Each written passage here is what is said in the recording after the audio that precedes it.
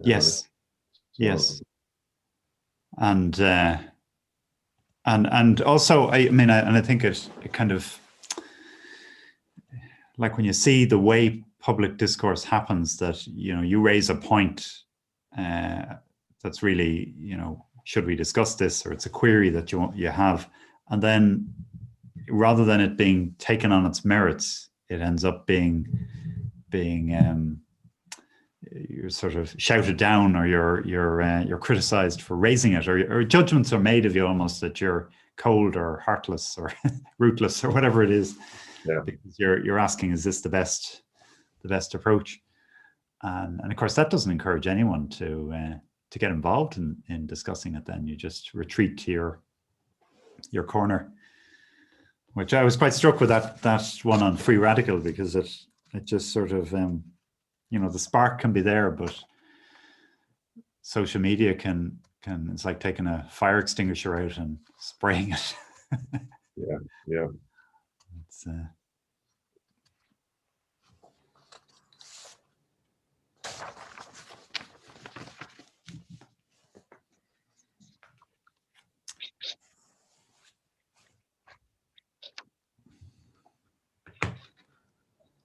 very good.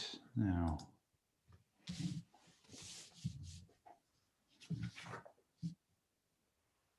so I'm trying to think back. You didn't do one for Madrid, did you? Or were you in Madrid? I did. I was in Madrid. Did I do one in Madrid? I don't think I did, actually, did I? I can't remember if I did or not. Don't recall it. Madrid was a different sort of an experience, as we sort of all sort of remember. That's right. Well, I only heard half of it by to use a skiing parlance, it went off piste, and you could sort of yeah. I think when I left Madrid, it all went downhill after that.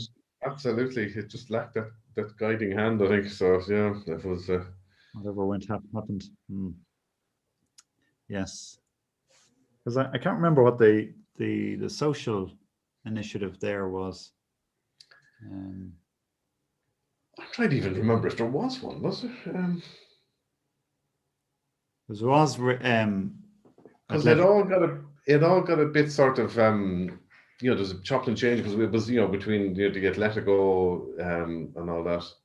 There was a match in Real Madrid, and then there was something out in Atletico meeting them out there. Yeah. But I can't remember what happened in the morning. Anyway, maybe it's best forgotten. Exactly. It was a good trip. You get the credit. It's a bad one. We blame Brian Farrell. That's the way it works. That's right. Yes. Oh yeah. Good man for taking blame. Yeah, absolutely. I think he likes it.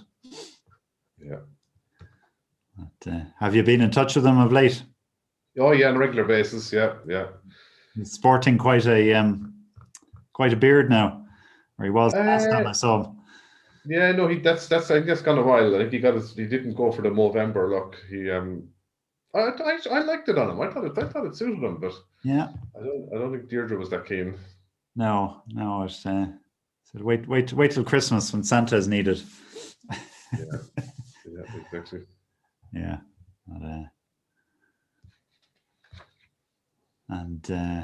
but, this will run half an hour, as you're sort of thinking. Then you sort of you're pretty disciplined in that as well, are you? Well, let's see how we go. But half an hour, 35 minutes is. Okay. I don't really want it to go beyond 40, because I think that's sort of the threshold, really. Yeah. Well, let's see. You know, there's a fair bit of material in here, so I don't want to cut you short either. Yeah. But, we can see how we go anyway, and see what the questions are like as well.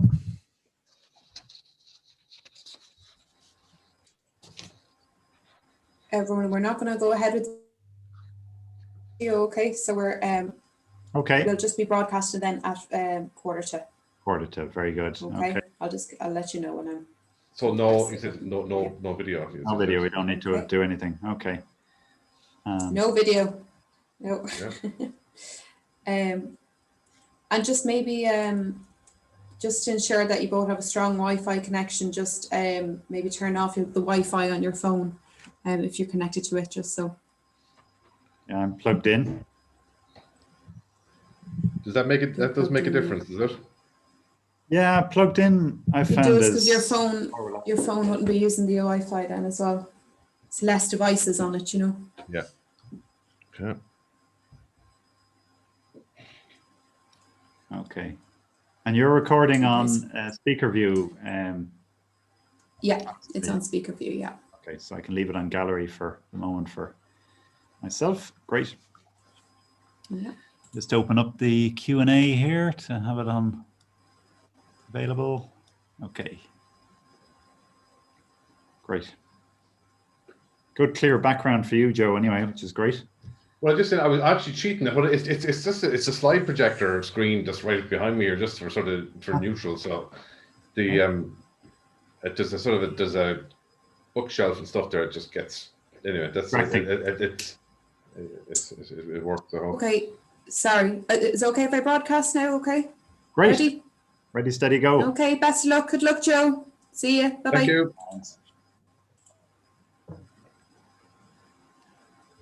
Great. Well, welcome to our new Timoney Leaders Series. I'm delighted to be joined by Joe Osborne, Managing Director of Godolphin Ireland, which is part of the world-renowned breeding and horse racing operation.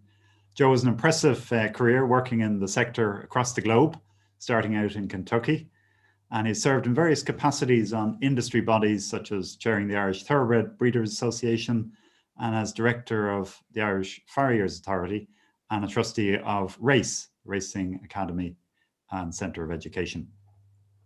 4 years ago, Joe and I had the pleasure of spending a very enjoyable weekend in Barcelona with a group of coaches and business leaders who travelled out to spend some time at Barcelona Football Club and Academy and the SA Business School and BRAFA Sports Club, with an eye to learning about values-based leadership and how to coach better, how to lead better, how to be better.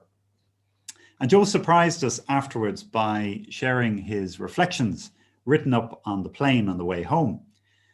They were very well crafted, thought-provoking, and they arrived in our inbox the following morning. What I didn't realize was at the time was that this was one of many that Joe has written, other experiences that he's reflected on, and it's great to see them attractively captured in a new book, which Joe has just published, Poise and Stride, which I have here behind me. And it's a series of articles and short stories written over Joe's extensive career and illustrated by Declan Considine. So I'm really looking forward to our chat today, Joe, and to dipping our toes into the water here with the book. There's a lot of wisdom contained within the covers. But maybe before we delve in, perhaps you could give us a bit of background on how this book came about, Joe. Yeah, thanks very much. Thanks for the opportunity to be here with you and your guests this evening. I suppose I've always enjoyed writing. I've always enjoyed the written word. This is a collection of 41 short essays, I suppose, that I've written over the last 10 plus years. A lot of them would have been for an audience. So we've got a management training program here within Godolphin called Godolphin Flying Start, and we do a quarterly newsletter for them for the graduates. And it started off probably titled as a blog, but just I suppose it's insights from different things I'd experienced along the way. And yeah, just but a little over a year ago, I just had this idea that I'd like to just compile them into a book format, and it was a 12-month process from that sort of light bulb moment to getting it off from the printers a few weeks ago. Great journey. Just it's something that probably, to use the phrase, it's one of those itches I'd always wanted to scratch, and it's a great sense of satisfaction to have it now sort of there in print form. Very good, very good. Well, it's very well written. Where did you learn to write so well and capture things so succinctly, which is no easy task? I don't know. I mean, I went to secondary school in St. Joseph's Academy, as it was then in Kildare Town, and that's probably developed my love for the English language back then. I'd like to say it doesn't come easy. I mean, just, as I think everybody knows, probably writing short pieces is probably a lot harder than writing long ones. With these ones, I just had that, for some reason, just came up with the number 500 in my head as a sort of the discipline I try and write to within that. So these pieces are typically, give or take, a few words, north or south of 500 words. So just to try and come up, an idea and condense it into that sort of number. Some of them, I suppose I've got, there's a sort of a range of topics there, and probably that range of topics is a function of probably the great opportunities I've had. I've had a blessed career in terms of the opportunities to travel and to meet interesting people in interesting places. But I suppose one of the things probably to point out is very few of these subject matters are horse related. Like probably there's a horse, there's Declan Constantine, who's a local illustrator, does a great job illustrating it. There is a horse drawing on the cover of it, but generally these are come from a fairly wide range of subject areas. Yes, and that's one of the features of it, is just how diverse the range of articles are in it, and the different themes that you draw into. Maybe we can dive into some of them here. Just before we do, to say there's a Q&A function on your screens, which if you would like to pop in any questions or comments for Joe, please do put them there, and we'll get to them. But maybe, Joe, if we dive into a few of the articles, we can't cover them all. They're over 40, but just to unpack and give our listeners a taste of it. So the first one I have here is "Free Radical," is the title of it, and it's a reflection on Harry Belafonte, the Afro-Caribbean musician, who it seems had a lot more to him besides his music. And can you tell us a bit about Harry and what insights you're drawing from him? Yeah, well, I suppose probably the greatest insight is the courage the man had. He's been an activist and an agitator throughout his career. I draw the sort of the point at the start. His musical style is about as middle of the road as you can get, but he's a man who just grasped the pretty stingy nettle of a lot of different social issues through a very turbulent time in American history, and tackled them head on, took some pretty brave stands. And but so one of the points I made there is that it's quite easy to jump on the wagon of protest when things are up to full speed. But in Harry Belafonte's case, it just struck me that he had that courage to be the first voice in a lot of those sort of issues, which is something that I think is admirable. So that was the point there, just the importance of that, just having that courage to, I suppose, to swim against the tide. And I think I make the point, not just to be the loudest voice of protest, but to be the first one takes even more courage again. Yes, and to step in. And it struck me just reading it and listening to some other leaders talk about this as well, that we're here in Ireland at the moment, across the globe, we're living in times where it does take a lot of courage to stand up and kind of question the establishment or the accepted view that might be handed down through a media, and to have a debate about big questions in the way we run society or the values we should champion. You can get easily vilified or even lose business over it. So be interested in your view as how we could encourage courage among leaders, drawing on Harry's the sparks that he sort of inflamed. Well, I suppose unfortunately the way the world has become just so polarized, so you've got those people could say that the voices they're louder than they probably ever were, but they're very loud on the extremes. And I suppose at the time, I suppose to talk American politics, which is probably something that's quite sort of current at the moment. At the time of Donald Trump's election 4 years ago, you thought, well, it just seemed just so extreme, so polarized, that you think, well, maybe what this will do is activate the silent majority that are in the middle, that just haven't really sort of had their voice. And I suppose it was starting to look for a while there that wasn't, on both sides of the political spectrum, it was just getting further and further apart, so negative and so charged that they're almost meeting the come full circle, where you've got sort of in America, you've got the gun-toting extremists on both sides of the political fence almost facing each other, and you say, well, I can't actually differentiate these. So like maybe the message is, maybe sometimes it takes courage to be the voice of reason that's actually in the middle, that's not taking an extreme view on things, Yeah, very good. Yeah, and I suppose the point there too of how I think you mentioned it. We all have sparks that we see, things that we're not happy about, and we might just shout about it to the mirror rather than. And that's it. You say this. It's recognizing it as just one step on a journey. You got to recognize that it's recognize that spark, but then actually act on it as well. That step does take. It takes courage, and it takes energy as well. Yes, indeed. Well, just if we move on to Culture Club, which was another one here where you explore the topic of high performance, an aspiration which many leaders want for themselves and for their teams. You based this one around Bill Walsh and the you can see probably there's a fairly, I wouldn't say it's a recurring theme, but a fairly common theme through a lot of these. There's quite a strong American influence. I spent 12 years of my life and my career in America, and I probably feel even this stage I'm probably still part of that country. So yeah, that particular piece is about the San Francisco 49ers, NFL, American football team, and Coach Bill Walsh and what he went in there. And it's about high performance, but it's also about the importance of value-based leadership, and the importance of integrity, and the importance of doing things right when people aren't looking.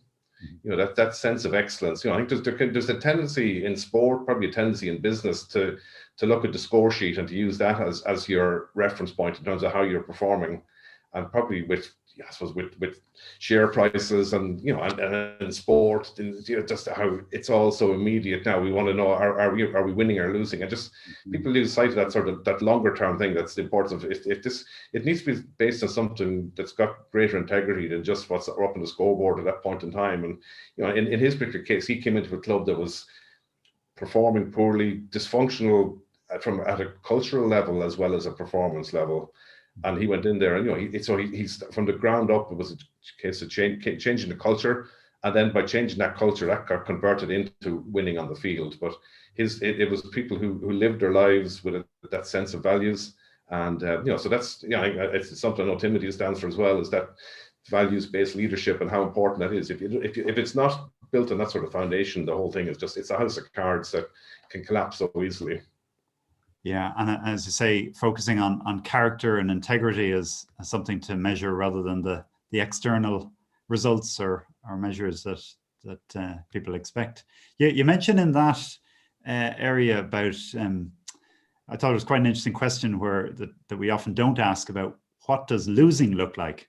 And that very often that's where we're coming from. We're trying to improve, we're trying to get beyond mediocrity, and we've still some way to go to get to the high performance. But can you explain what you meant by that? And I think that you've got winning and losing. Yeah, it's not about just the scoreboard. Is losing getting beaten in the final kick of the game or the final whatever, beaten in a photo finish in a horse race, or is losing when the whole structures are falling apart. That's I think that high performance isn't just the performance on the day. It's something that just runs right through the culture of an organization, whether that's a business or whether it's a professional club or an individual. Yeah, very good, very good. And you talked about a zone, that it's not a target, but a zone. Yeah, and I remember when of having been a graduate of the Timoney program, and one of the speakers we had in who talked about that, what they call the gap in performance between high performance, and I think one of the analogies to use was an orchestra, and that the gap between what's high performance and unacceptable performance is so narrow in that sort of level. So that there's a zone there that just everybody needs to be brought along. So we all need to be operating within this. And particularly in team-based organizations and clubs, one person is not going to be able to carry it. It needs to be something that everybody buys into, and that probably comes from a set of values, probably. And it's. I know you mentioned in Bill Walsh's case as well that it was sort of sustaining a winning culture was part of the feature there. Yeah, it was sustaining. It was, but not just was sustaining it, but also part of his legacy was that it took him several years to get there. Like he didn't go in there and just flick a switch and say, okay, this is how we're going to do it. Like, after his first year, the performance on the field of play was no better than it was the previous one. And these things take time, and it takes a serious commitment to stay at that level, and that's what he was able to do. He was able to build something that was sustainable, but it certainly wasn't by no means an overnight success story. Yeah. Quite a lot of patience and perseverance. Yeah, absolutely. Yeah. You have a great line in there about champions behave like champions before they are champions, when no one is watching. What do you mean by that one? Yeah, that's it. I think probably nowadays, with even more so, probably in the world of social media, that people almost, it's just that sense of how they're perceived is so important to them. But it's I always think that integrity isn't what you do when you're being watched; it's what you do when you're not being watched. I think that that was the point of he had everybody in that organization. It wasn't just how they were seen by their fans on the day of a big game. It was, they lived their lives to a code of conduct that permeated through everything that they did. Yeah. No, very good, and it does that really does chime quite well with our motto here in Timoney as well, with better leaders and better organizations, better society. It's very much where we want to take it. Have you any thoughts on coaching for leaders? I mean, he was obviously a very good coach, and it does apply, like in business, there's a growing trend really of having a coach as a leader. I'm a huge fan of it. I just haven't gone through it myself in fairly recent times, and just as one of those situations where we embraced it as a company here in Ireland, where our senior managers were all offered the opportunity to coach, and I think it's a credit that they all took it, and it was transformative. And just luckily for us, it came at a time when we really needed it to navigate through certain things that it was just probably a good fortune that it happened when it did, because we couldn't have predicted the sort of things we were going to be dealing with. But everybody, I think it helped us all individually and collectively as well. So so I'm a big believer in it. Yeah, it's invaluable. Great. Well, just to remind people, I was just going to say that I'm looking at the screen here. I don't see any questions coming in. It does remind me, having done the Timoney program, that I know there are certain people who signed up to that who didn't read the case studies until 10 minutes beforehand. So if people don't start sending questions in, I've got some people I'm going to start asking questions to on camera. We've got one straight in from that. Given social distancing, from Paul McKinney in the Blood Transfusion Board, given social distancing rules now, how is Joe going to do book signings? And where is the book available, and when? So this is straight into commercial mode here now. No, there's no let up here. The team, all proceeds from the sale of the book are going to RACE, which is, as you mentioned earlier, I'm a trustee of, and I couldn't be going to a better cause. It's an organization that's very close to my heart. It's been something that's part of our family history as well. My father was one of the founders of it. What is it? What is RACE? Yeah. It's the Racing Academy and Centre of Education based in Kildare Town. They've been established in the early 1973, originally set up as a school to train young aspiring jockeys, but now is a much wider remit, and they do a lot of training for the thoroughbred industry generally, and not just for the global reach as well. They do training for international people as well. So they do a super job there. So RACE are coordinating sales of the book. If anybody wants to sign one, I'm more than happy to do that. You can get it via Poise and Stride at racingacademy.ie. It can Woodbine Books in Kilcullen are selling it online. By Friday of this week, Kenny's in Galway will have it on their online offering as well. So there's plenty of ways to get it. Plenty of ways. Okay. And John Kerry has followed up with a very good question. Is this a standalone book or the first in a series, Joe? Yeah, that is a very good question, John. I'd expect a question of caliber from you. Yeah, it's, you know, you'd say, as I said earlier, use the phrase it scratched an itch, but it's certainly given me a feeling. Yeah, I'd like to probably maybe go in a different direction. I've written, there's other pieces that weren't included in here that maybe just as well they weren't, some of them. But I've got, yeah, no, I think we'll go again now for sure. You know, maybe go down a different sort of path. But it's been a positive experience. So I certainly, there's nothing that happened on this journey that sort of would say no, I'll never do that again. Excellent. Okay, well, we'll jump into maybe another article then, value and values, which I alluded to at the start there. This trip to Barcelona, leadership trip. Yeah. So we did you, by the way, when we arrived there, we were checking into the hotel. We were going to visit Barcelona Football Academy, and Messi turned up at the hotel as we were going to check in. Yeah, you got your selfie with him, did you? No, I didn't get my selfie. That trip was wasted on me at the time, as were subsequent trips to Munich and to Madrid. I mean, I've no interest in soccer whatsoever, but I do love that whole sport arena, particularly at the high performance level in terms of trying to learn from that. So unfortunately, Messi could walk right up to me now, and I wouldn't even know who he was, unfortunately. But no, so I didn't get a selfie with him. Yes. But that was, what it was so rewarding about those trips were that sense of combining sporting excellence with something that's community based. So you're getting to see a full spectrum. So this wasn't a soccer jolly, if you know what I mean. It was, I think you're going there, I think, with like-minded people from a wide range of backgrounds. So you're chatting along the way, learning from them. But then, so we went to a place called the Brafa Academy, and saw the work that they're doing there with some of the more marginalized members of society, so it's just fascinating. This was a sports club for children located on the other side of Barcelona to the Barcelona Football Club.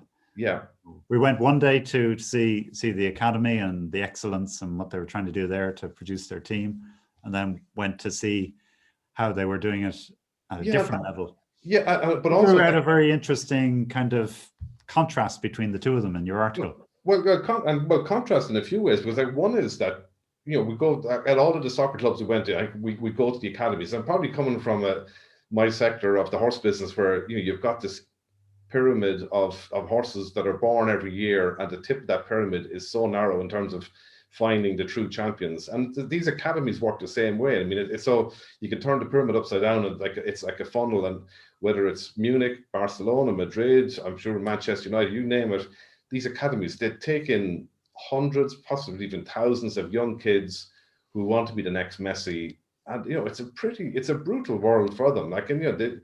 They're I don't know how you even measure success with them, but I mean, it's really is a case of filter, and you end up with just a handful of people that have proper careers in that sport. Whereas you go to the more community-based things where we did it at these different cities, you think it's the exact opposite approach. It's a safety net. They're there, they want to capture as wide a safety net to catch people who are marginalized, people who are in difficulty, and trying to bring them along and just give them not just chances, second chances, third chances. I think so. Just between their same thing in Munich as well. It's that sense of forgiveness, of empathy, of the young people saying we're here, and with the, I suppose one of the lessons for Barcelona was that sense that you're planting seeds here with young kids, and who knows when they're going to come to fruition. This isn't a case of back to the Bill Walsh analogy where we're going to do something. We're not going to flick a light switch in this kid's troubled life. We're going to give some guidance here that who knows, it just could be like a seed that's there that 10, 20 years later, it can just bear fruit. And just admirable work under difficult circumstances, poorly funded, but they just do. So I think probably you come out thinking these guys, these are the heroes of the world, not the Messis who get paid gazillions for a few minutes running around the pitch. It's people who are just there trying to just mentor and guide and just do their little bit, and for no real thanks from anybody. Yes, and it kind of, I think you made the point there as well that it came out that what are organizations for, the organizations that we lead, and that it's it's not just about making money or achieving a result, but it really does. They're mediums for people to flourish in and to make a living. And I think just that particular story that I wrote about that trip was that the final point was the team that we're all part of is society, and just the people who are doing that great work, they've got that sense of we're part of something bigger here. It's not self-centered, it's not selfish, it's not even just the core sort of club or whatever. This is we're doing something for a broader base than just our those close to us. You know what I mean? Yeah. Pulling people up who need pulling up, and help and encouragement and passing on, which was great. And there's a question here actually that kind of is I think relevant here. Any insights about how managers can sell value-based leadership upwards to their own managers? So obviously, where leaders who perhaps need this, I can throw in my own little tip there, obviously. But what do you think, Joe? How do you sell it up the food chain? Yeah. Good. That's a good question for sure. Well, certainly, you've got to. You can't sell it unless you're living it yourself. I mean, that's probably the first point I'd make. You can't, whether you're preaching up the food chain, down the food chain, to your colleagues. You've got to be living it in your own life first before you can try and sort of get people to aspire to different. I think probably one of the best ways I would find, whether it's at a coaching level, whether it's at a mentoring level within the work environment, to use specifics. All this sort of including probably not being self-deprecating, but these kind of books that are sort of on the sort of the self-help section I'd say they're probably the easiest things in the world to write, because all the stuff is so blindingly obvious. You just basically this is it, but living it is incredibly challenging. I think it's just that point of just because it's simple doesn't make it easy. But the best way to get anybody convinced of anything is to use specific examples. And so there's a situation where in a work environment, for example, rather than going in and sort of just talking general sort of philosophy about the importance of high standards and values, if you say, here's a specific example, here's something that you did, here's something that you said, here's what the implications are, here's how it made me feel, and you're talking, zone it into specifics, I think, are probably the best learnings for everybody. Yeah, very good, very, very practical point. Yeah, great. There are two questions here from Margaret Quigley and Paul Stapleton, both on the same. How did you come up with the title, and how does it relate to leadership? The title of the book? Yes. Poise and Stride. It's a quote from the Patrick Kavanagh, who was. It seems like I think he might be dropped off the Leaving Cert syllabus now. Because I've asked a few of my kids' colleagues to say. So when we were back, I did the Leaving Cert in 1980.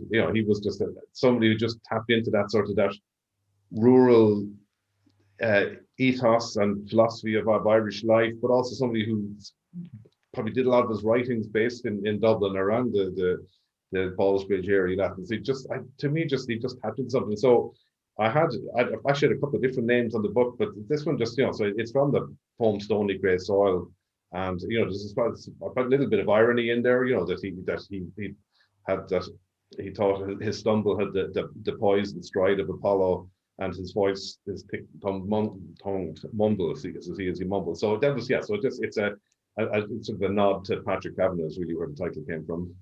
Very good, and an apt one at that. Well, maybe we'll go on to the fourth article we're going to talk about here, titled Automotive, which was a follow-on trip from the one to Barcelona. Yeah. Again, in pursuit of values-based leadership. Yeah, exactly. And I suppose it was another fascinating trip. And I just again to reiterate that point, you learn as much from your colleagues that are on those trips. I think just back to the point about leadership and how we grow and develop ourselves. Really, the reality is a lot of people on a trip like that, or who do your leadership programs, are people who are probably close to the top of their respective organizations. And as everybody listening in probably is fully aware, that can be quite a lonely place at times. So there's something really encouraging to talk to people in that sort of is to share experiences and that. And so yeah, so a community of leaders almost. Yeah, exactly. And leaders, they come from different spheres too, you know, then you realize actually, you know, the core themes are common to us all. And that was, you know, a lot of parallels between the Munich trip and the Barcelona one. But, you know, there it was what was called the Work and Box Company, which again was is an initiative, probably even more so than the case in Barcelona. These were not just kids who are on the margins of society. These are kids who've actually fallen. This is the last resort for them, in the last before prison, really. You know, so the authorities say they've dropped out of school, they fall into a life of probably petty crime. This is their lives are only going a certain way, and this is a company that was set up to give them one last chance. And they work there, but they also learn how to box, and that by learning that they learn self-discipline. But so you think, well, okay, that I can, you know, you see the logic to all that. But then what probably was the most probably inspiring part of it all is the sense of forgiveness that they have. So no matter what those kids do within that environment, if they misbehave, they're sent home, but every single one of them is welcome back there the next day with a clean slate. Begin again. So begin again. And just, we never, you know, that's, so those kids, you're thinking, you know, this feel, here is somebody that just never loses faith in me. And there's just something so inspiring about that, I thought, you know. So it was just fascinating to see how it was done, and the work that they're doing, again, just on shoestring budgets. And you know, you just, so it was a big contrast between, it was kind of a very small, pokey facility they had with a boxing ring in the basement, and compared to Bayern Munich Football Club on the other, which is the other place we visited, meeting with Matthias Sammer. Yeah, quite a contrast, but yeah, exactly. And again, you know, you're there with Bayern Munich, there, you know, just all those kids that sort of go there, try to become the next superstar player, and then here, just, you know, across the city, just, you know, again, just, it was just great. And so just try and just capture that in 500 words and give my insight on it. In fairness, you also highlighted in Bayern Munich the focus that they had on character, not just technical skills, which I thought was quite an important point too. I mean, it resonates throughout the book generally, the emphasis you put on developing character and integrity, and you spotted that. Yeah, absolutely. As well. Yeah, absolutely. Incidentally, we were joined, when you talk about community of leaders there, we were joined on that trip by our current manager of the Irish team, Stephen Kenny. He was, you might recall, he was on that trip too, which was great when he was manager of Dundalk. Absolutely. And, you know, and it's just, I'm not talking out of school, but I mean, you know, when in that group environment, he stood up and spoke with such a level of honesty that I just got, gosh, I was so pleased to see him getting that appointment that did. I mean, you talk about, you know, character and integrity, you know, that's based on honesty, and that's his. I was just so impressed with him, you know, as a person on that trip. I said, you know, delighted to say, this is the kind of person we need now to bring this onto the field. So I think he'll do great things. Excellent, great. Well, another point you highlighted there, just again going back to the box and work company, was about their optimism. Yeah. Which was quite striking. Can you talk a bit about that? And yeah, that optimism is based that they see good in everybody. You know, that that sense, you know, we forgive you whatever you've done, not just because forgiving you is the thing to do, but because, you know, we do believe that every single person has a future in the world, and that just permeated through everything that they did. So it was just inspiring to see it. Yes, excellent. Well, just I see Susanna Cawley has added a comment there about the distribution of the book is being very efficient. She received it very quickly and suspects your attention to detail and impressive leadership skills were at play here. So I can echo that. Yes, indeed. Well, I probably an appropriate point just to jump in and give a shout out to Declan Considine, who you mentioned with the illustrations. When I had the idea for the book, it was October of last year, and I just wanted to get it illustrated. I just had that sort of vision in my mind. That's what I wanted it to look like. And there was a website called Illustrators Ireland, and they literally had hundreds and hundreds of illustrators. and they've got a portfolio of all of their work, and I just was going scroll and then it was like, bingo, this is the exact, this is who I want. Emailed them out of the blue. I said, this is what I'm thinking of doing. Is this the kind of thing you're interested in? And he said, yeah, absolutely, love to do it. And I said, where are you based? He said, Sallins, County Kildare. So literally, he was a few miles up the road. Amazing. He just got the core of each story so well, and he's expertise in book production too. So he's been a great ally to me, and just delighted to have somebody like him on as part of it. Yeah. Great. Well, there's a last question here I'll pull out, which goes back to a point we were talking about earlier. What benefit do you feel you're getting from coaching personally? Personally, well, I think as it worked out at the time, it got me through, navigating something a pretty sort of rocky patch in my sort of career that I navigated that I thought quite well, but that was thanks to the coaching that I had. I think it helps put perspective on things for me, which I think was helpful as well, but also was quite strategic. We had a panel of coaches to choose from, and I think the one that I picked it just was a good fit for what I needed, as somebody who was able to be quite specific in terms of this is exactly what you need to do, and it was action and outcome based as well. It wasn't just sort of talking about the airy fairy philosophy of stuff. And also very good. I think again, just the example, bringing a specific scenario. Here's a situation, and then just being able to talk through how to navigate that in real time. Mm-hmm. I think we said we learn from experiences. Absolutely, we do. But if you can actually have the benefit of coaching while you're actually doing something in real time and think it through with that guidance, I think it just makes you so much a better leader. Yeah, very good. And even just, I was thinking some of the insights when I was reading some of your articles, like literally you don't want to keep going because there's so much in one article just to stop and reflect. And it certainly struck me that if one is getting coaching, that even picking out, if you want to know, well, what will I talk about? You could pick any one of those articles as a starting point and say, discuss the theme in it. Yeah, and interestingly, I was somebody else who was giving me some help at the start said, what does success look like at the end of this project? And what I said was, like, if 100 people get this book and there's 41 stories in the book, if just one of those gets something that says, gosh, that resonated with me, just that, the sense of satisfaction, and that has come back in spades. But also, interestingly, what has come back and has really struck me is how I've probably got 41 different people have come back, and each, just the different stories resonate with different people, which is fascinating, and probably this great sense of satisfaction as well. That it's not a case of people dip in and dip out of this, and some just strike a chord with people, but there seems to it's a wide range, and thankfully, people do seem to say, oh gosh, that did strike me, Yeah. Oh, well done. It's quite an achievement to do it. And as we said earlier, you can get your hands on a copy from Race.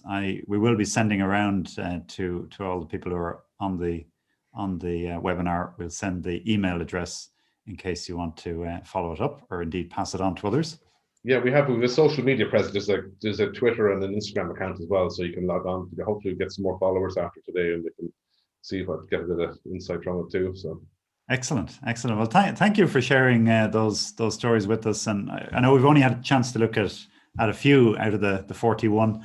So, but there's great depth there and richness to reflect on for leadership values and character, and things that are truly important rather than the passing matters. This is so we'll bring it to a close there. It's the first of our new Timoney Leaders Series, and we look forward to sharing others with you.